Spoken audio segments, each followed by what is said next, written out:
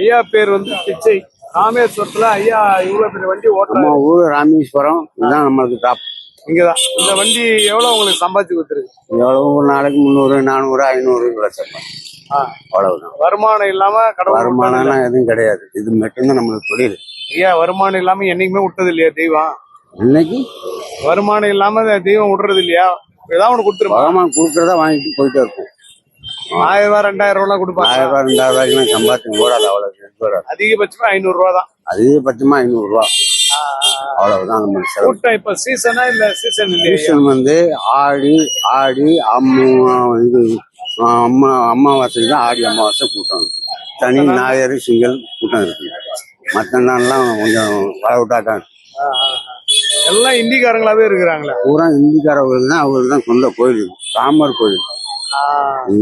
ராமேஸ்வரம்னா ராமநாத சாமிக்கு கடல் கரையில குளிச்சுட்டு தீர்த்தம் குளிச்சுட்டு எல்லாம் சாமி தரிசனம் பண்றது பகவான் பண்றாங்க. சில பேர் ட்ரெஸ் எல்லாம் விட்டு போயிடுறாங்களா? அட்ரஸ் எல்லாம் யாரும் விட மாட்டாங்க. கடல்லே விட்டு போயிடுவாங்க. அதுக்கு அங்கங்க காவல்துறையா இருக்கார்கள். அங்கங்க எடுத்து குறைஞ்சது எவ்வளவு வாடகையா? யாருக்கு இங்கெல்லாம் வாடகை எவ்வளவு கிடைக்கும் ரூம் வாடகை? இந்த வண்டிக்கா சராசரி ஒரு ஆளுக்கு கோயில் வாசல்னா 20 ரூபா. இதுக்கு மேல வந்தா 50 ரூபா.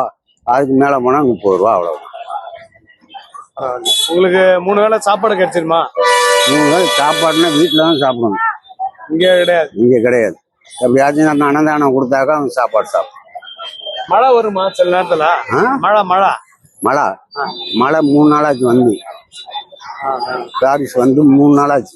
மழை வந்தா உங்களுக்கு குழப்ப போச்சா? ஆமா, குழப்ப போச்சு. நம்ம வண்டியை நிப்பாட்டிருக்கு.